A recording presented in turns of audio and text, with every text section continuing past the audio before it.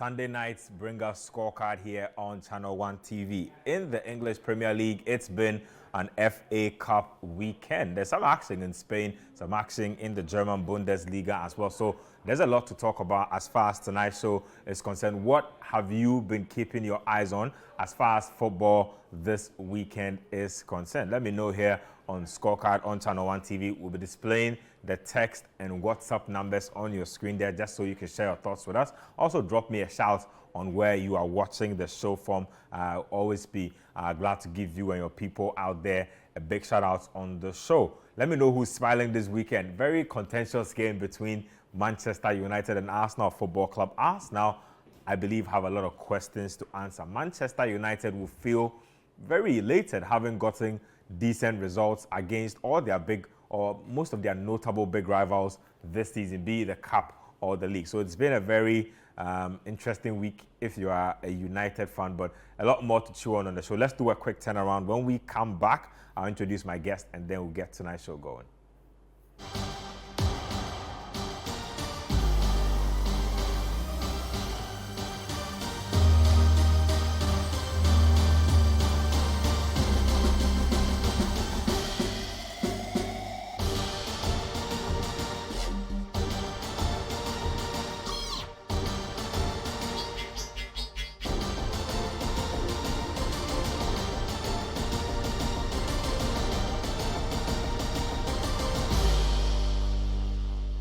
Welcome back to Scorecard here on Channel 1 TV. My two good friends are here, Susu Graham and Coach Christopher Nimley. Guys, welcome to the show. Thank you, Ben. Thank you, Ben. Looking crisp. The set's looking good as well. Let's get right into it. What have you guys been up to this weekend? No Premier League football. You were busy doing Real Madrid, ASU in there. I didn't know you liked Barcelona this much. He said this before. I've always liked Barcelona. When it comes to Spain, I've always liked Barcelona. I see. But today is about the picky man. Charlie, I wish you would get me that picky track, so that I would just show my small moves. No, you see, we'll find it for you. It's not a problem. My producer is listening, so we'll find a picky somewhere to insert into the show. They have to do it just watch the highlights. Then they put them some steps. Just some small steps. So producer, you have enough time to get the track so that once you play the highlights, then coach will come. Oh boy, Oski, we'll get to that in a bit, but let's start off with the highlights. Let's get into it right away, and let's begin with Aston Villa Football Club. They were up against West Ham United. It's a slew of FA Cup games, so we'll take them two at a time, and then we'll discuss. So let's do Aston Villa, West Ham, and then we'll do Liverpool, Accrington, Stanley. Let's get the highlights. Okay, so let's start off with that Aston Villa West Ham game. Let me start with you, Coach. West Ham have a new coach, Graham Potter, is in the dugout now. Potter ball, as you typically like to call it. How big a job is this? Just at the start of the second round, gets his feet wet with the FA Cup. Style of play, personnel at his disposal. How big a job is this? It's a very, very big job. Look, to be honest with you, West Ham have not had the best of seasons. How many times have we not sat on radio and say that Lopetegui was just running that thin line, and the next week he will be sacked? None of us here were surprised when he was eventually sacked. But the swiftness with which they got Graham Potter, meaning the ball themselves, lining him up for a while. They had lining up, hoping that, look, once it was very clear that this man couldn't fix it, they would just get rid of him and bring in the man.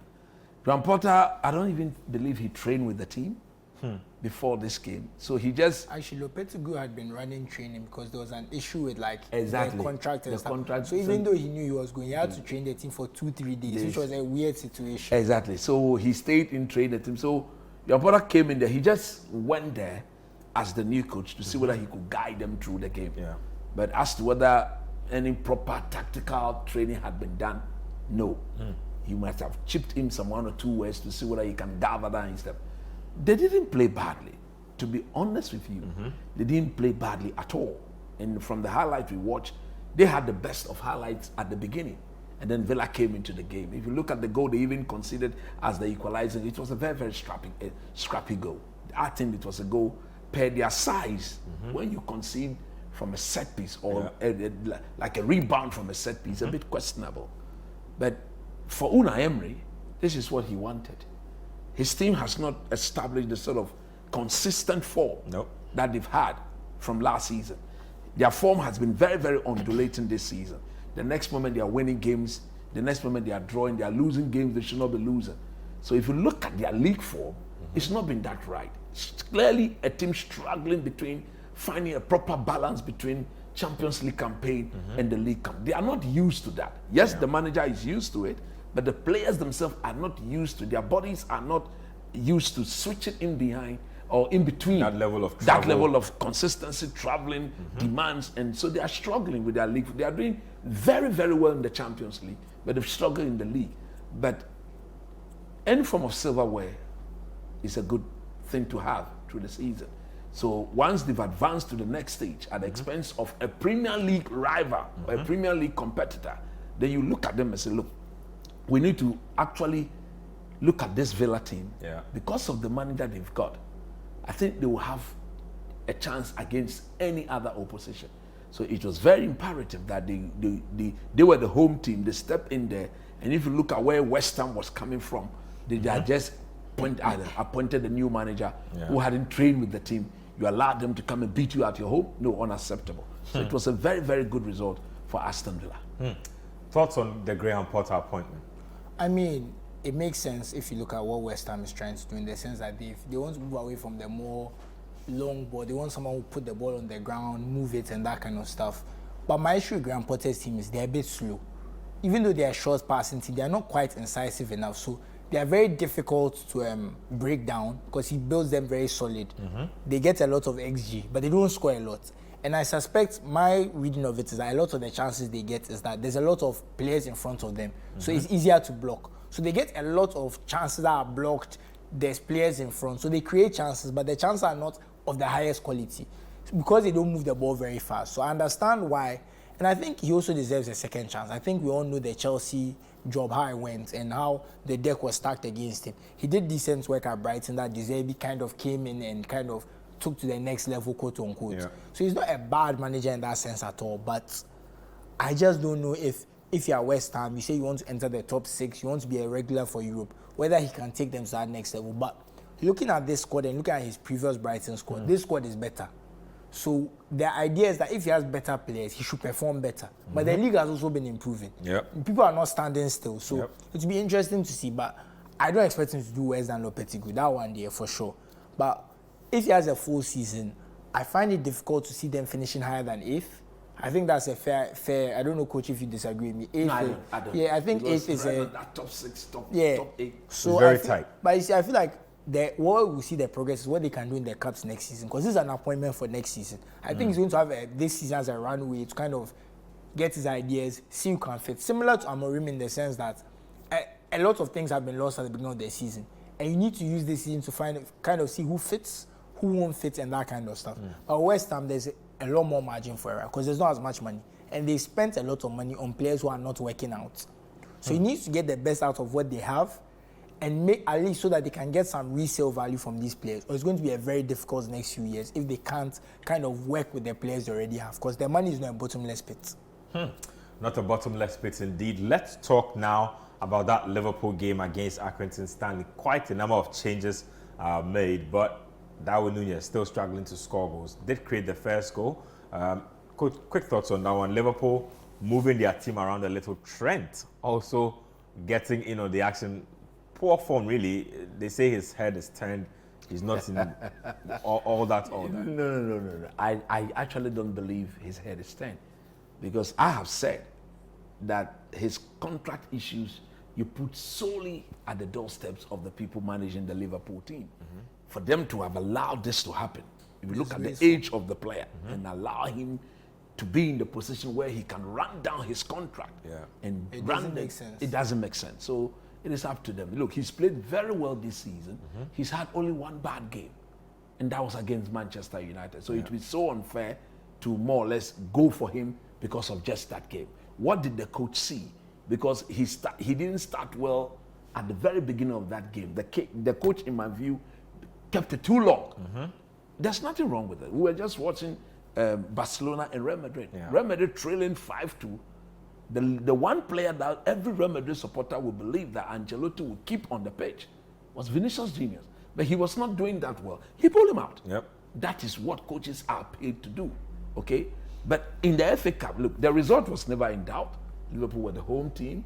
They've shown this season that they are indeed the best team in the land because they are comfortably in the lead in the Premiership, in the Champions League. I think they sit on top of the log. So everything has shown that if you are coming to play Liverpool at Anfield, you have to go in there and play above yourself. Did I see, what's the name of the team again? Accrington Stanley. Accrington Stanley to be the team to walk to. And despite the changes that Liverpool made, I just felt that, look, quality-wise, it will come to the party. And if you look at the goal, the players on the bench, if they're at Accrington Stanley, they all start. They'll be the best players. They all start for them. So there was no way they will come in there to cause a major upset. But I was so happy about the quality of the goals, especially the first goal and the Arnold's goal. These were top. That could have been scored against any quality opposition. Look at the blistering counter-attack that resulted in the first goal. And we've seen Alexander Arnold over the years. These are his trademark. These are the sort of things when you give him chance. It's a very good, solid striker of the ball. Once he picks his spot, he hits it that well. It's in the back. No goalkeeper is stopping that. So there wasn't any other result. Just a little question before I move it on to Susu. I mean, can Liverpool squad hold out for the rest of the season? They've had injury issues. We saw how Diego Jota's ability his absence derailed their campaign last time around. Is this a team that can play in the Champions League? They are doing well there, doing well in the Premier League. Now you're in the next round of the FA Cup, been knocked out of the League Cup by Spurs. Can this squad hold out? They've not been knocked out. First leg, sorry. They lost that first leg 1-0. I think they can. You see, they bought only Federico Chiesa. I thought that they will bring in at least 2 or 3 more players.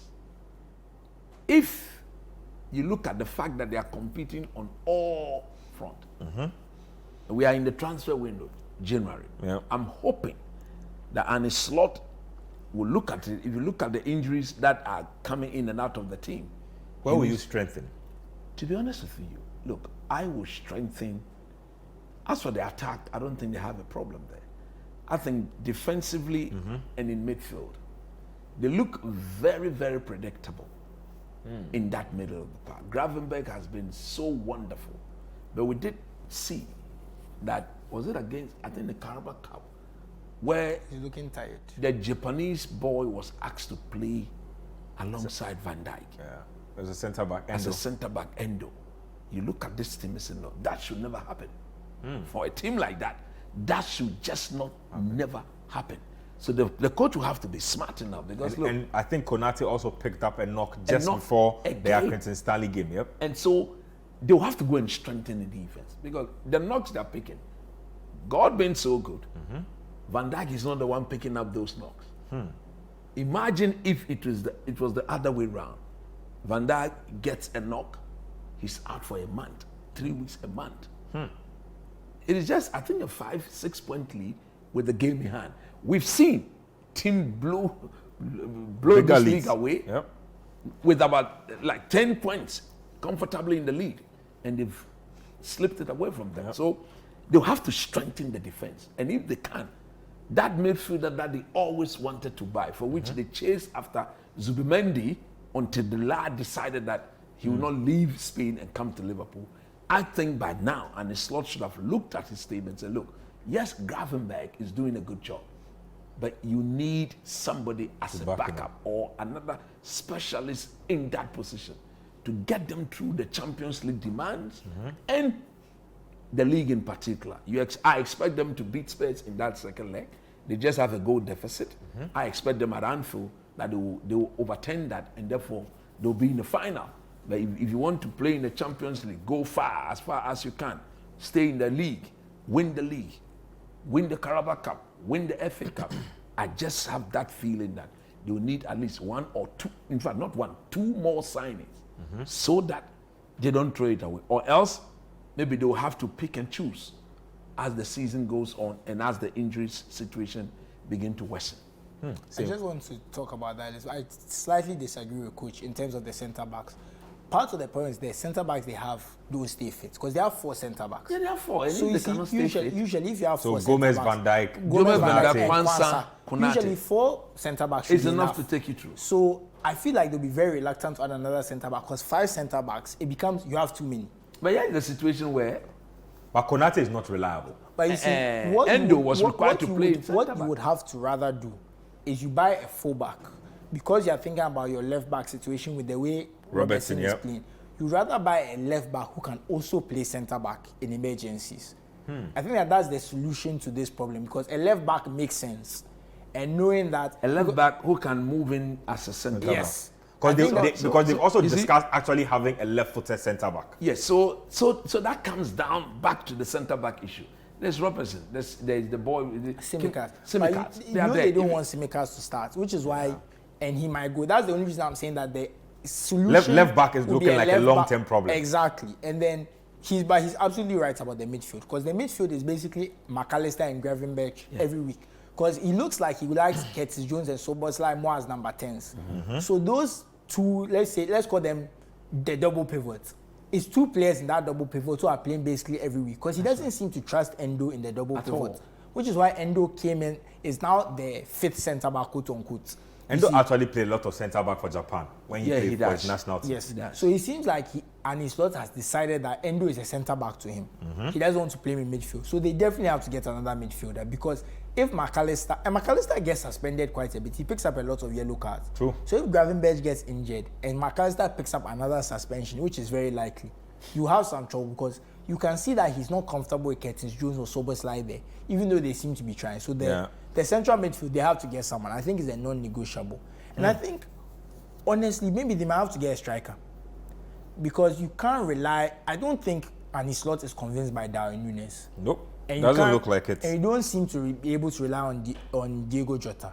So I would say, if I had to rank them in order of importance, I would say the central midfielder is number 1, striker number 2, and then third Look is the for centre back. versatile defender. Yeah, I would say they should get a versatile defender because I think buying a specialist centre back might be a waste of money in the sense that if he's coming to be 5th choice, and you know that you have Kwanzaa who are also trying to make sure he doesn't go, you don't want to stunt his development.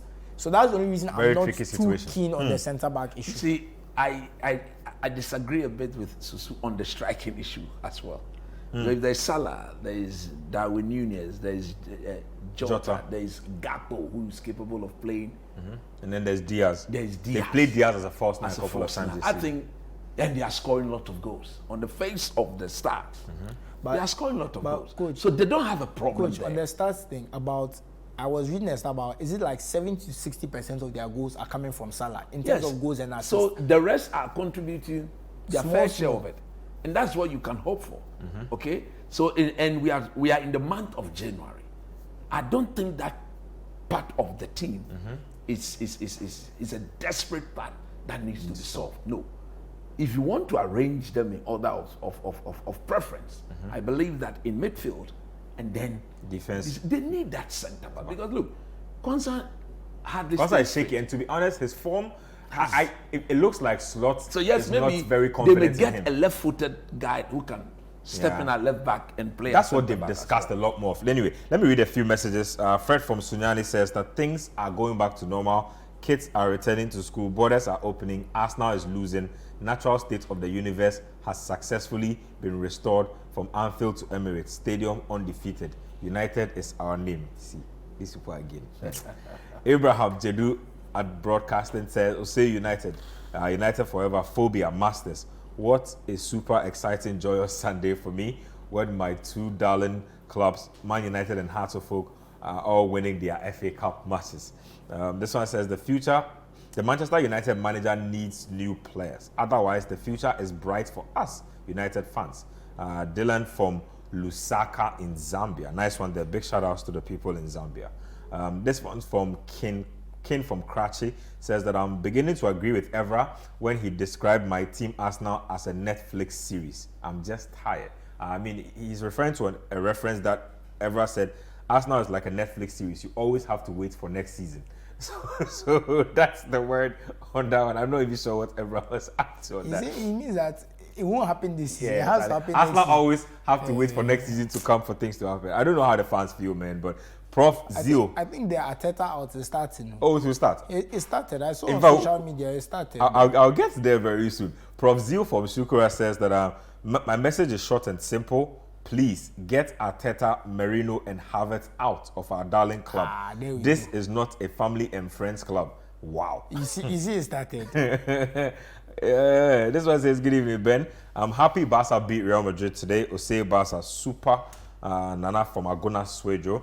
This one says, good evening, team. Clinton from Insawam says, Charlie, Man United team no apeke in coach's voice, but it's sad they will lose to a small team next. Unstable apeke movement. Their performance against Arsenal was top notch. This one says, I'll take Bayern there, speechless. Man United is red. Rafael Vigno from Taifa with that one. Say he really surprised me. Yeah. Peter Parker from Jolu. Peter Parker? Spider-Man in the mix. Anyway, it says the way Arsenal is going there, Chairman to me should buy that team and sack Arteta course. Not.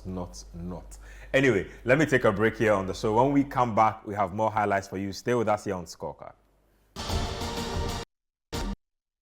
Welcome back to Scorecard here on Channel 1 TV. Now, Manchester City have had their fair share of suffering to finish out the last year. They started out the new year in a much better way, getting results. And when they were up this weekend in the FA Cup, they made a statement playing Salford. They got 8 goals in that game and managed to keep a clean sheet as well. Let's get into the highlights. Couldn't help but let out a yawn watching that highlight reel. 8-0 really, ball fest. Coach, 8-0 Manchester City. Let me just ask, at this point in the season, what should their objectives be? Are you still going to gun for top 4 Premier League? Because still a lot of football to be played. You're looking to bring in new players. What should they be thinking as a club? I think they should be thinking top 4. Because clearly I don't see how they are going to zoom past Liverpool and then go and win the league. That will not happen. No amount of miracle, or it will be the miracle of the millennium to get done. It's still not more than Leicester City. Yes, look, there's no way they are going to win the league, but they've got every chance to make the top 4. But one thing that they need to do, they need to put together some decent run.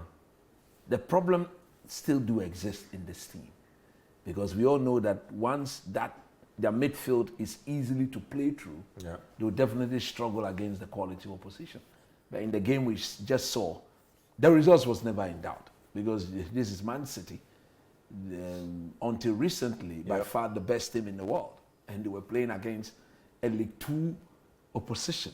I mean, it was just, those guys were happy that they were coming to play against the reigning champions of England. So just go there, enjoy yourself, and take whatever comes your way. And that was exactly what it was all about. I just hope that they've not scored all their important goals, because they are in a very tight situation in the Champions League. And the next 2 Champions League games, Man City will have to win. If they don't win, they don't make the first 24. That is shocking. That is shocking. And of course, there are some very good, interesting games coming up in the league. Then they'll be playing Chelsea, they'll be playing Arsenal. There are some difficult games coming. So maybe nice way to give the likes of Jack Grealish and co, who, what did he say? He hasn't 1 goal in 1 year? No, he hasn't scored He didn't score the whole of 2024. Man City goal since December 2023. I said 2023, just so viewers here, 2023. So nice to see him score from the spot, though. But at the end of the day, Pep has got a huge job on his hand. He needs to rebuild this team. No 2 ways about that. That's your takeouts on that City. These matches generally is more to see that the players who come into the team, what can they do? Because they don't usually get games. So they have to give a shout out to McCarthy. He scored a hat-trick in this game. This is a player who barely gets to start. So congratulations to him. O'Reilly, is a player we don't really see. So these matches, I'm more interested to see what the less known players can do. Someone like Jack Grealish, if this is the only game you can score, it's very concerning, because you're meant to be a £100 million player.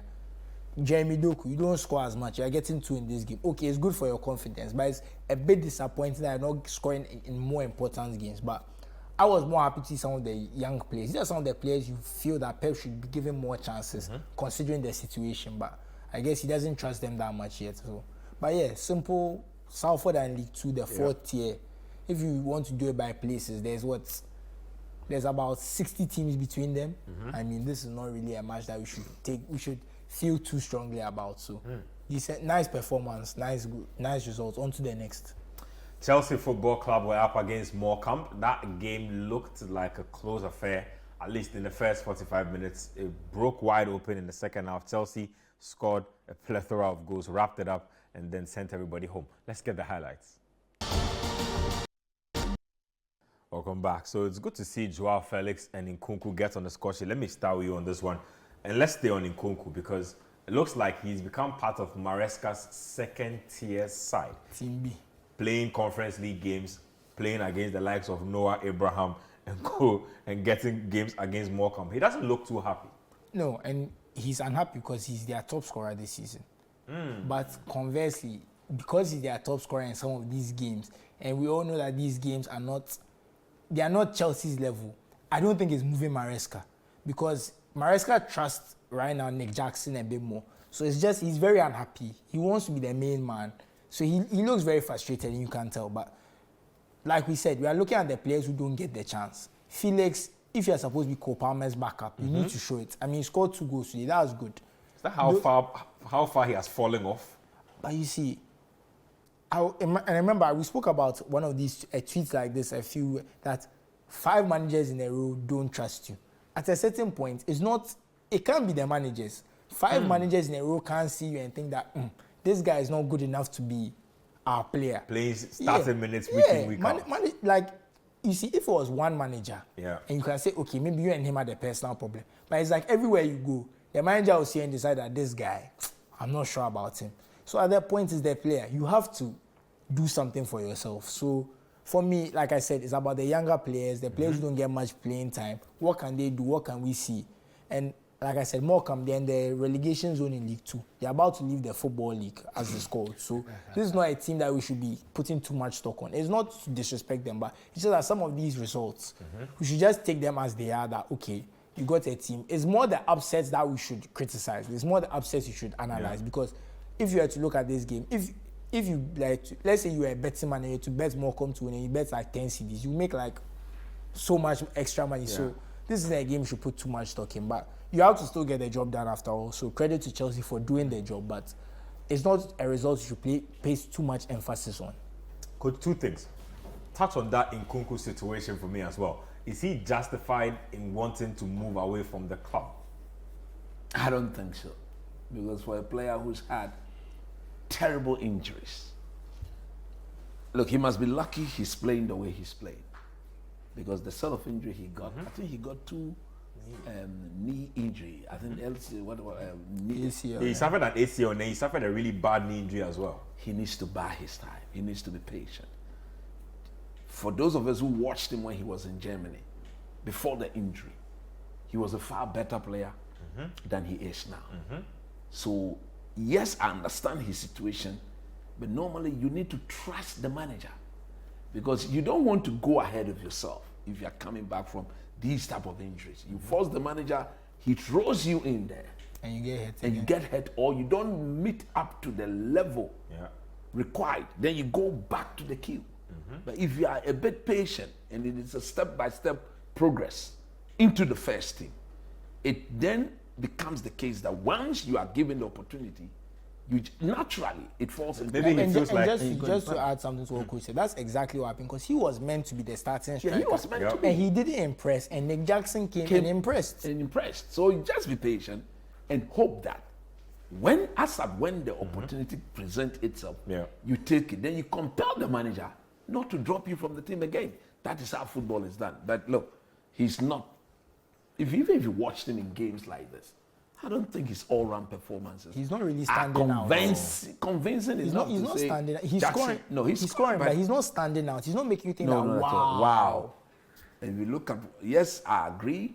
Nicola Jackson's goals have dried up a bit of late, but his all-round performances to getting Chelsea to flourish as a team, that is not the sort of output that you experience when Nkunku is there. Now, to the Chelsea team itself, they've struggled a bit in recent times. Form has been very sketchy.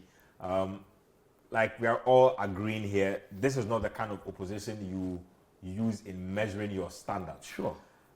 How do you feel about their ability to get out of the ruts they are in? Can they make it out? What does Maresca need to do? Because he's also a young manager managing a pretty rookie team. You see, when they started winning all those games, I remember I sat here on radio and I said that Everybody needs to calm down. you need to calm down because a lot of experiment is being done. It is a young, inexperienced team being coached by an inexperienced manager who's never coached at this level before. So everything he's doing is a bit new. And all the other coaches will be watching. Yeah.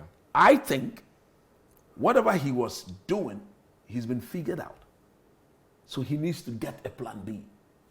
He needs to get them to work within the same system a bit differently. That is what he himself, as a manager, is unable to do. Because once you are figured out and people are now so much in tune with how you do your things, they tend to find solutions or antidote to repel your effort and make life even more difficult for you. At the beginning, Cole Palmer's role was changed from what we saw of him under Mauricio Pochettino. Then the young man, but now it's like everything they did, especially during the Christmas time, they were eclipsed or they've been eclipsed. And as a result of that, it's making life extremely difficult for them. But like very typical of a young player or a young team, the performances cannot be this up. It will go, it will stagnate, it will dip, it will come back. It's a bit undulating. So the Chelsea fan will have to accept that that is the way their season will go to be. But within the undulating results that they will be experiencing, they can just hope that at the end of the day, it will guarantee them Champions League football. I think that is where they should be targeting. Let's try and get Champions League football. And if they can win the Conference League in addition, under Maresca, Champions League. Or maybe even the FA Cup. The FA Cup, you say, come on, it's a successful season. Just thoughts on that as well. How did they get out of the ruts? They are not scoring as much. Is it a Palmer being figured out? Is it the team only being figured out? Or you feel like there's probably more because they have a lot of weapons. I look on their bench, they have players they can throw on to change things around. We were laughing at them, but it looks like they have more variety than most teams. And just before he comes, you see, defensively they've got issues. Yeah, that's actually the main Defensively, they've got serious issues. So you cannot go into games hoping that you all the time score 3-4 to win 3-4. And which is what they were doing. Which is exactly what they were doing. I think part of it is that, like you said, their defense. It makes teams more like that. Look, let's sit back. Let's just try and be compact. We can get them on the counter. We know that these centre backs are no good. We know that these full backs can be attacked.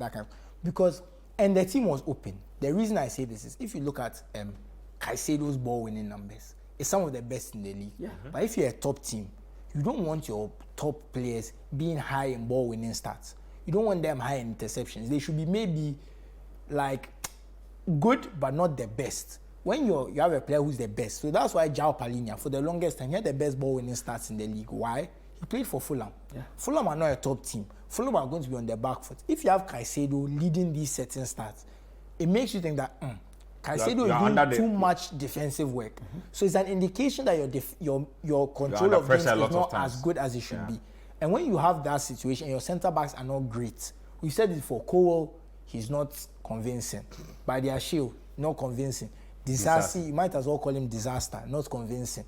Tosin Adebayor, he was at Fulham. There's a reason why he was at Fulham.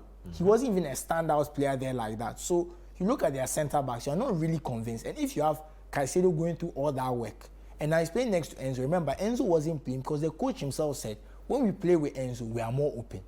So when you add all these things together, it's not a great situation. And Sanchez too, also not reliable at the back. So they are not a team that's reliable in those situations. So teams are probably thinking to themselves, let's try and be compact. If we get at them, we don't need too many chances to score a goal. So I think that it's making it more difficult for the attackers because teams are like, okay, let's focus on defending because the attack will get something. So I think that's what the situation is. And it's making it more difficult for the attackers. So I think we saw them being very good at counter-attacking the beginning of the season. Palmer and Jackson, because Palmer knows how to play those passes. Pedro Neto, Nick Jackson, who also was playing on the wing, they make the run, so you'll find them and things.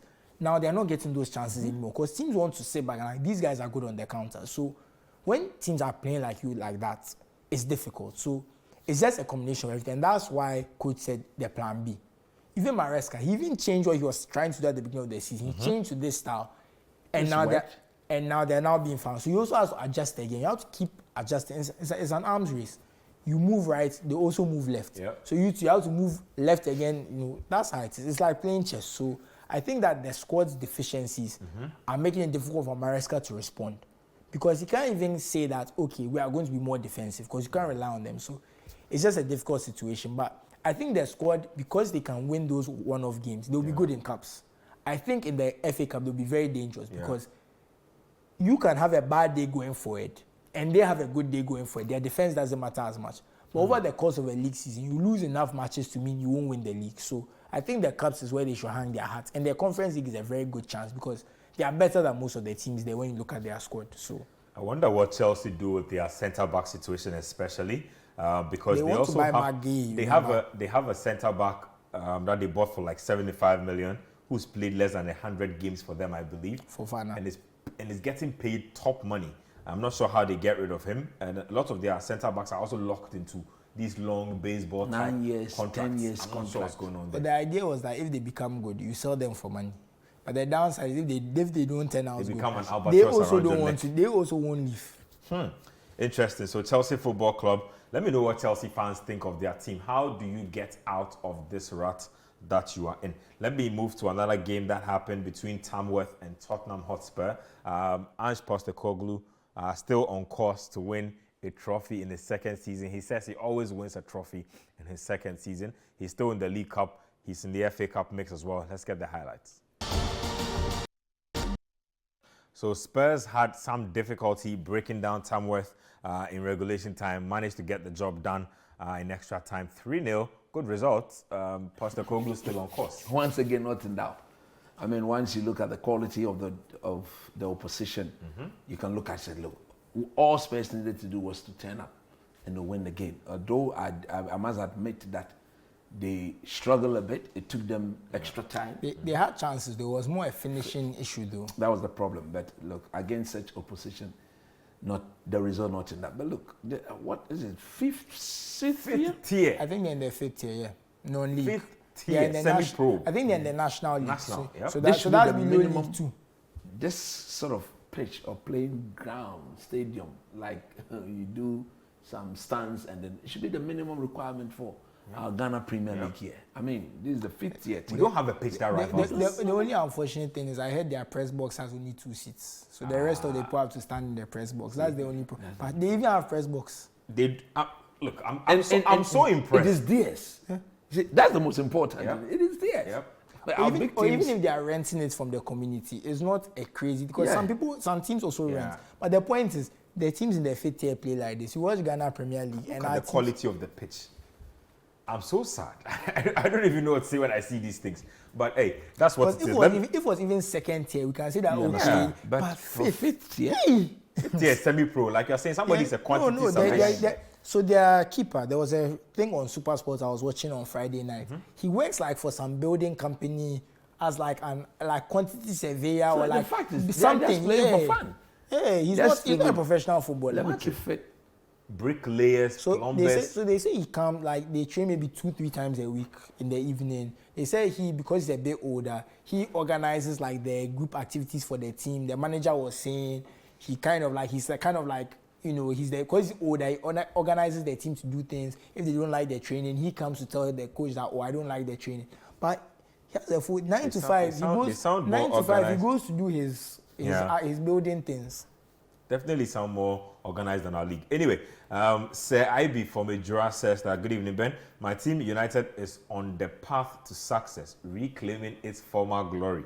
Man United, rise above. Man United, apeke. Hey, Charlie. I see. Rise above, can he be?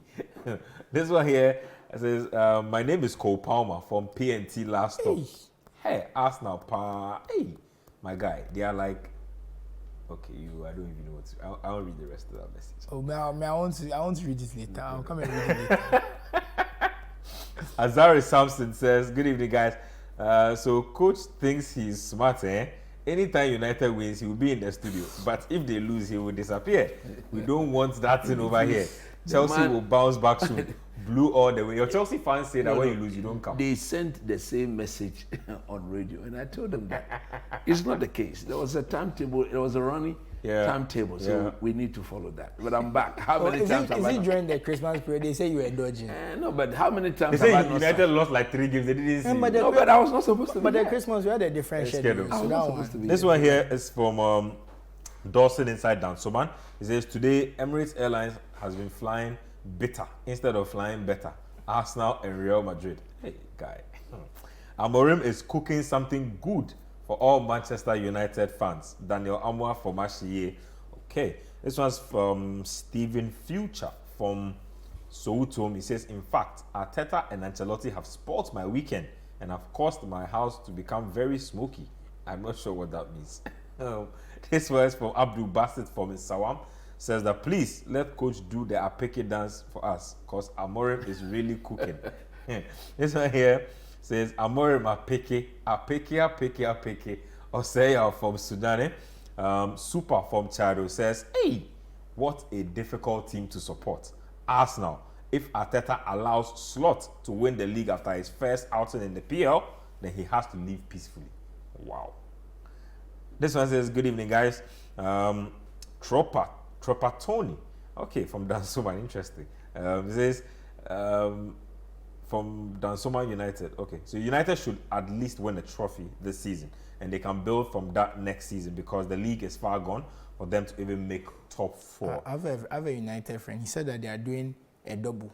That they'll do Europa League and FA Cup. Which would be very good, actually. If they can manage those two, that would be a very glorious season. Let's take another break here on the show. When we come, we'll bring you that all-famous big game between Arsenal and Manchester United, and then we'll get into some other leagues as well. Stay with us here on Scorecard.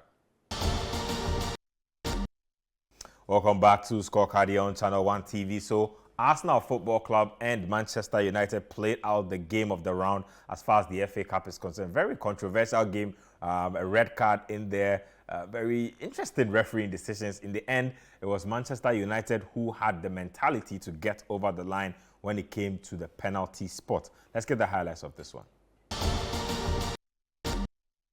Joshua Zexi waving Arsenal goodbye. Coach. He was like, Amorim not picking. I pick it. Look. Amorim. Oh. Pick it. I pick it. Oh.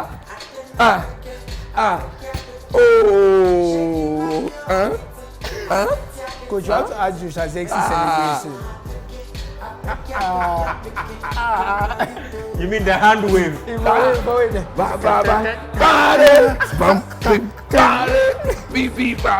Look, the Gunners have been gunned down. Bye-bye, Arteta. Bye-bye, Arteta. Bye-bye, Arteta. There's an Arsenal fan you can see the Arsenal. Apeke.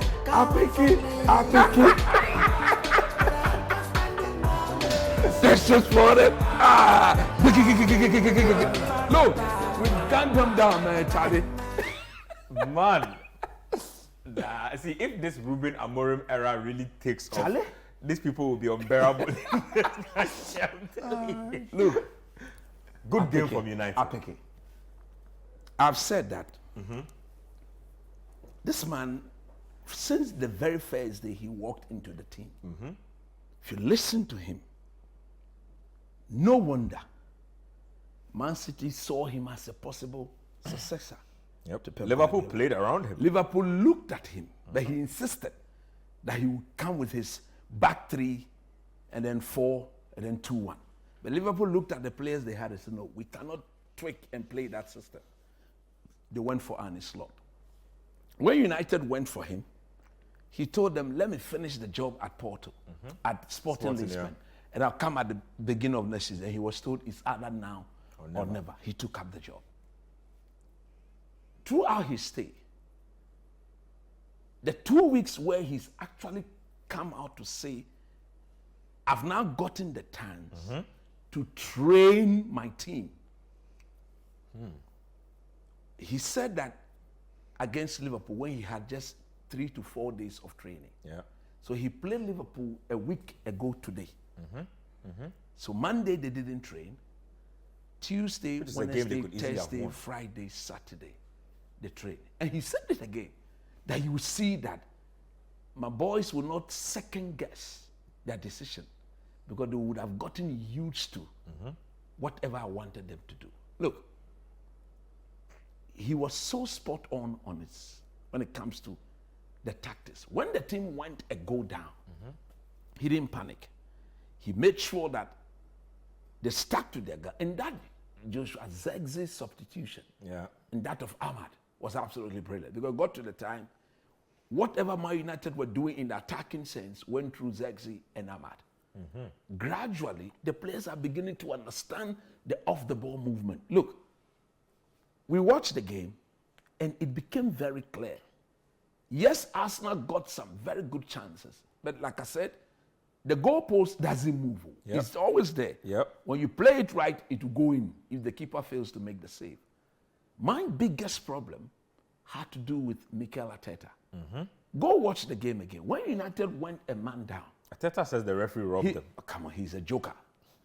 He did nothing to tactically switch the game into the favor, into Arsenal's favor. He should have taken advantage of it. He should have taken advantage of it. Per the way they were had playing a their whole football. hour. They had a whole 1 hour. And even the goal they scored, very scrappy. Very scrappy goal. And I looked at the game and I said, look, you are doing this.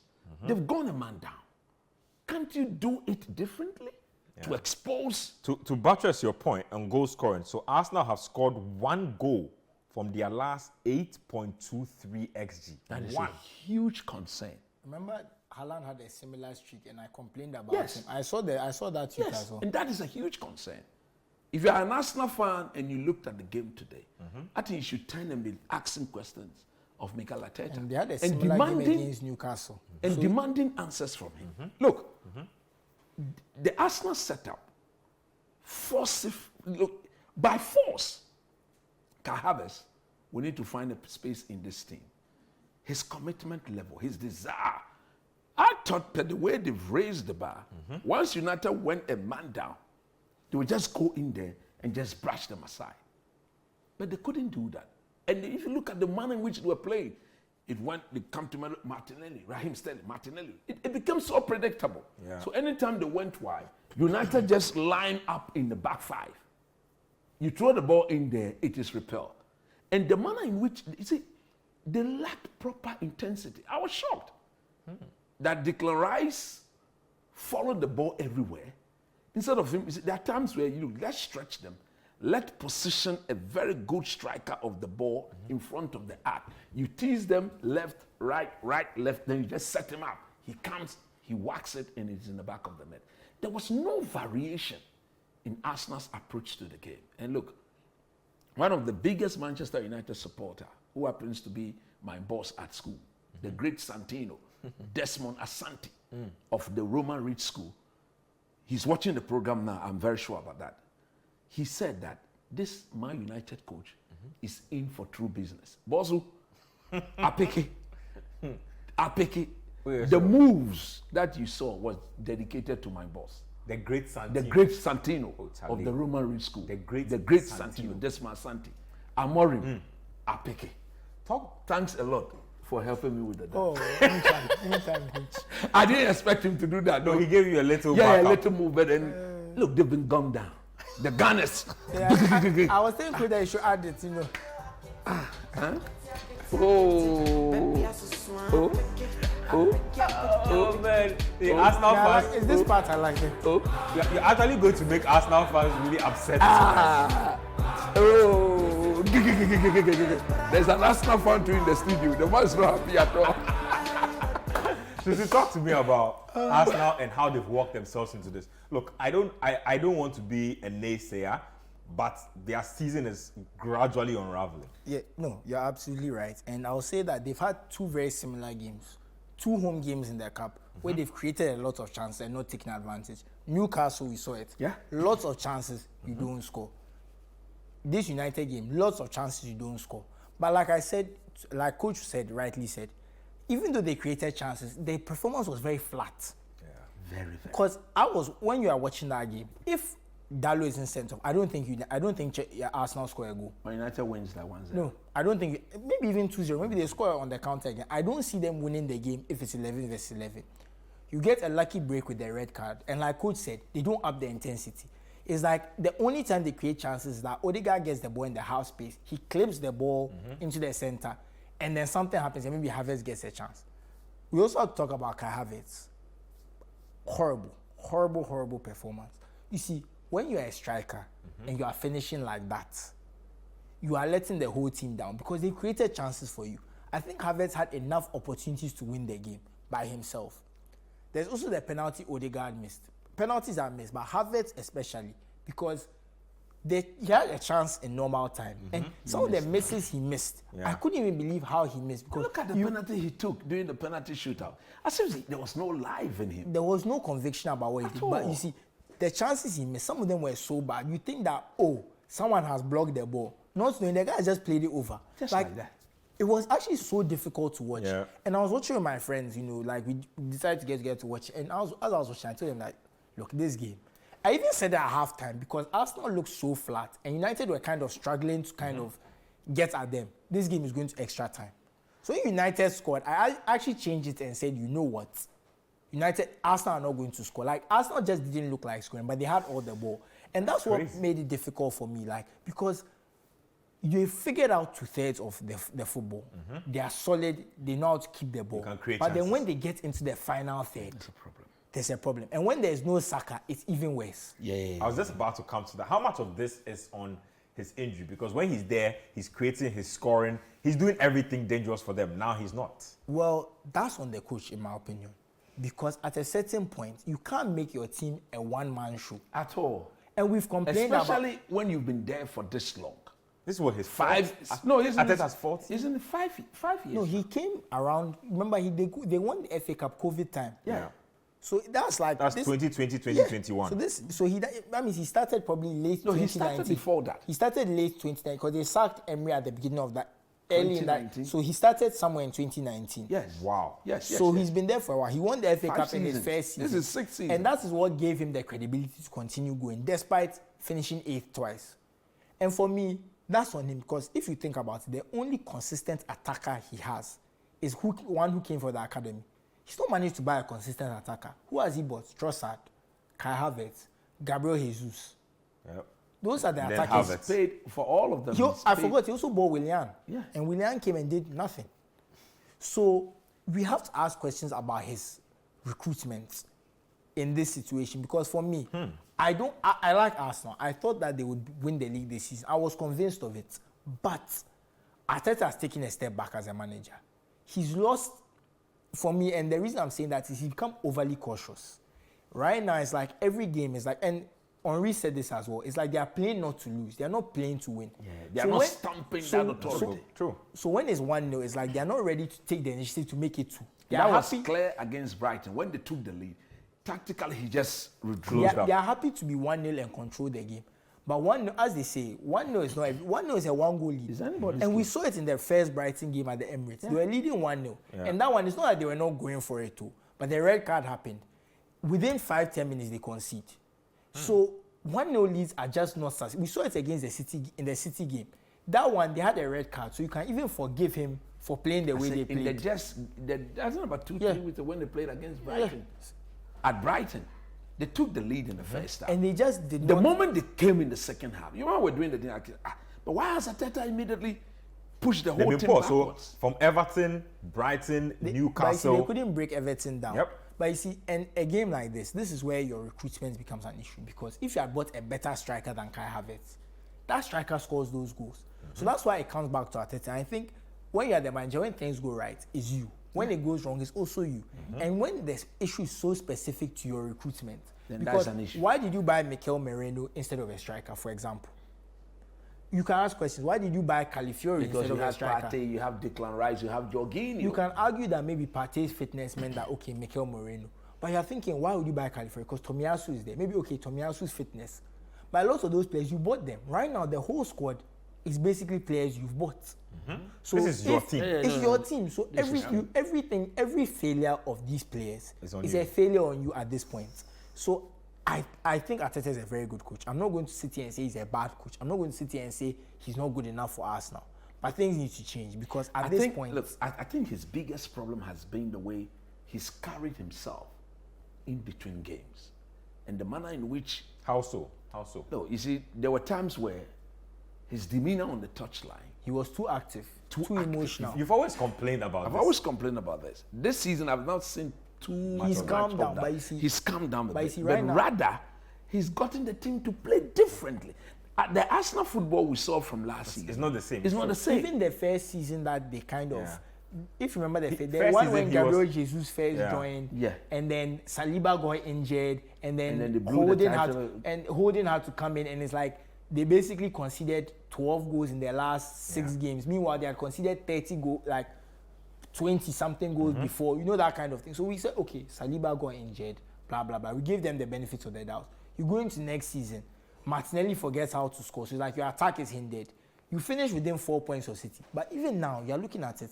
Would they finish within 4 points of Liverpool? I don't think so, which is why it feels like they're regressing. How many times have we not said that they need an out-and-out number 9? Yeah. I've said it. And the truth about Kai Havertz is he didn't buy Kai Havertz to play in strike. That's a number 9. He bought him to play In in fact, he's midfield. been literally he's been moving Havertz all over the Just pitch, to find trying a to roof. figure out where to actually play him. And at this point, I'm asking myself, is Kai Havertz worth the trouble? Because he has some games where he scores and things, but the way I see Kai Havertz, when the team plays well, he plays well. But if you are in a situation where the team feels flat, you need a goal, you need not someone your to guy. do something special, he's not going to perform. And if you are putting so much faith in a player like that, I don't think you win titles. No, you can't. put faith in players that when When things are bad, they can and grab that their is team why by the Bukayo neck. Saka is the guy. But when he's not there, you don't see it. And even Odegaard now, it looks like he's getting He's the shouldering too malaise, much the responsibility. malaise of the team seems to be affecting him. And this Saka issue, Arteta is the cause. Because he doesn't rest him. He played, never rested. in fact, he played He played him back-to-back back-to-back. seasons without missing a single league game. And we kept saying it. I kept saying it here. That's criminal. Look, you have to be careful. What? Nobody kicked him. He just put a But you hamstring. know, And he's going to be out The for only thing that almost 90 days. the only thing that's lucky about Saka is that he's not a player who relies on his pace. Yes. So his hamstring going will not affect his game too much because his game is about his intelligence, decision stuff like making. He's not a player who's bursting past players. He's not a explosive player. Yeah. So even if his hamstring is never the same and he loses some explosive power, he'll still be a top player. Yeah. That's the only saving grace. Because if he was an explosive player, he might have finished his career. Mikel Arteta, this is a very difficult time for Arsenal Football Club. Let's move it on and go to Spain briefly. Let's go to Atletico Madrid. They were up against Osasuna. They won that game by a 0-0. Let's get the highlights of that game. So I'm picking up that is Atletico's 14th consecutive win. That's crazy. Wow. We normally don't say Best in this. club history. Yep. We normally In don't fact, say this. 11 was best in club history. So that was a few So they've games bettered ago. it by 3 Yeah, games keep now. going, yeah. We normally don't say this about Diego Simeone's team, isn't it? Not at all. We rather would say that they'll win some, they'll make sure they don't lose some by drawing some, Grinding out grinding results. and all Yeah. that. But the fluidity Yep. with which the football has been good, the actually. football has been good. And I must say that whoever advised them to buy the boy from Man City, that was a very, very good decision. That striker, I've always loved him because he's very mobile. I'll have him in my team any day. Any day. He's a mobile striker. He's good with his feet. His movement off He the can ball. play other positions He's a as dead well. As ball well. expert He's as a well. dead ball expert as well. But this is what you do. If Real Madrid and Barcelona are away somewhere doing their own thing, you just win Take to advantage and consolidate pile up and the take points. and throw that. You are done with your job. They should come and equal or better if they can. If they fail to do so, you are in the lead. And I'm happy that they are making the La Liga a bit more competitive. We cannot be all the time Two-horse race. It needs to get better. True. Let's talk about the Real I Madrid just Barca want to game. say, I think Simeone, he's treated a bit unfairly. I think his teams play okay football generally, even before, but because we see them a lot in the Champions League and some of those games where it's like he knows their players are not as good, and I think they overdo it in those games in the sense that they go they go medieval, they go full agricultural. So I think it's giving him the kind of reputation that. But I think his teams, when they get smaller teams, they play decent football. No, I know you're a lot, but against smaller teams, they are generally decent. Full agriculture. And I think right now he's not relying on the defense as much. They spent a lot of money on attackers. They bought Solos, they bought Alvarez. They've even added some. They spent money, and they want their teams to be a bit more progressive. Yeah. They are playing good football. So I think they have a couple of youngsters who have come up as well. And they started very badly. So people are thinking, hey, Simeone, this money you spent, because they spent maybe north of 100, because Alvarez alone was 95 million. Yep. So they spent close to 200 million. And people are thinking like, hey, this guy. 200 million and you're not getting results. What's going on? But look, the investment is coming good. And he might win his third title for the team. And that's mighty impressive. That title is crazy with Atletico. That's very impressive. Honestly, I think it's just as bad like he hasn't won a Champions League, to be honest. True. Let's talk about that Real Madrid-Barca game. Ended 5-2. The Super Cup played in Saudi Arabia. To be honest, if you watched that Real Madrid game, you'd be embarrassed for Real Madrid. Yeah. They were all over the place. Yeah. I don't know if they're going to blame this on having a makeshift centre-back partnership again, but Barcelona have now put, 9 goals into Real Madrid's net. Real Madrid have just scored 2. Yeah. Look, we watched the game, and the manner in which they conceded those goals, absolutely unacceptable. When the game started, Real Madrid scored first. And if you look at the opposition before them, you cannot play against Barcelona and completely shut the door on them. They will definitely create chances. But you don't simplify things for them. You don't make it that easy for them to go and punish you, because they've got the quality to do so. Yeah. And the manner in which Real were defending, unacceptable. Look, I look at all the goals they considered, and I look at, yes, it was a makeshift right back, but it was the starting left back. It was a makeshift central defensive pair, but Rudiger was there. But what was shocking to me is that with the experience of Rudiger, you are the man who understands that role better. Every goal Barcelona scored, Rudiger was found somewhere around the center or in front, always ahead of the rest of his defense. And I was asking myself, you are the boss there. Rather put the guys in front of you and see and control them. Yep. But one pass just took him away. He was so much involved with the physicality with Robert Lewandowski. Lewandowski too is not the sort of player who will run away from you. All brains. He uses his brain to play football. And I think, look, Real Madrid, we've had this discussion several times. They should be looking at bringing in proper centre backs. Yeah. Because the Rudiger, Militao, Alaba. You are not sure of what Alaba is going to come with. Yeah. He's been injured for months. In fact, when they are all fit, they are still not good enough. They are still not good enough. Militao is not fit. He's gone suffered for the second cruciate ligament injury. And I'm not sure he's going to be the same player again. So everything should be pointing to the fact that you need to get a centre back. You cannot be overly reliant on Mbappe and Vinicius, Rodrigo, that when the opponent scores 4, they will be in a position to score 5. If that is the way it's going to be, I'm afraid they may not only lose the La Liga title, but even in the Champions League, they may not retain their title. Let me read a few messages to close out the show. This one's from Wafa from Kwabenya says, don't worry, Chelsea will bounce back very soon. But like Coach said, our coach needs a plan B going forward. This one says, good evening, Scorecard. My team Chelsea, we need patience. Our coach is working things out. All will be well soon. Teams like United cannot come close. Greetings to all Chelsea fans in China. Castro from China with that one. Okay, Martins from Pram Pram says, I beg, don't talk about Tamworth's pitch in Ghana. We don't get any better pitches for here. This one says, so United be using Liverpool to gain form. Kane Darlington inside QB with that one. Kojo Roxon from Medina says, I still remember when coach said they shouldn't sack Ten Hag. Today see him happy with Amorim singing Apeki. I don't support the sacking of Mike. He's never supported the sacking of any coach, to be honest. For coach to say they should sack their manager, it means it's gotten very bad. It's never been a thing. This one says, good evening, was just waiting for Nameless dance. We should sack Otuado. That one, I've said it. Thank you very much. You cannot oversee an AFCON with no win. No. What? They should sack him quick. Locomotion from Boche says that was just waiting for Coach Nimli's I dance. love how Otuado Now I have it. he managed to get his own today. No, he must.